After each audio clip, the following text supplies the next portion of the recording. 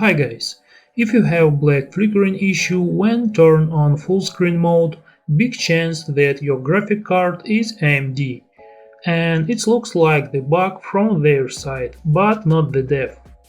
Usually, it happens when you move anything like floating panels of the program or applications between monitors.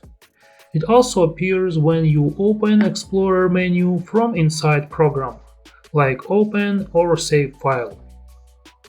So if you like to work in full screen, I can show the trick I use for a long time to imitate this mode inside the program.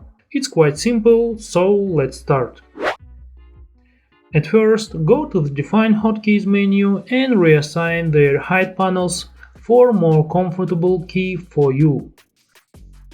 Also, remove hotkey from the toggle full screen mode. It's need to prevent accidentally turning this mode. Next, open Options and in the section of the interface, turn on button called Hide Menu on Hide Panels. It will give effect on this part. Then you need inside each floating panel that you want to see permanently, turn on options called as Ignore Hide Panels. It's mostly useful when work on two display.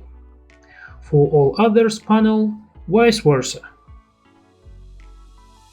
And the last one step is to hide window taskbar.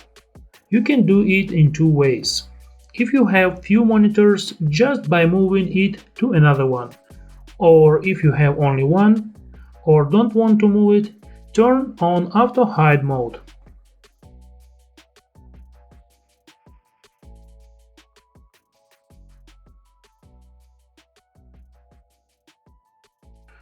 So that's it.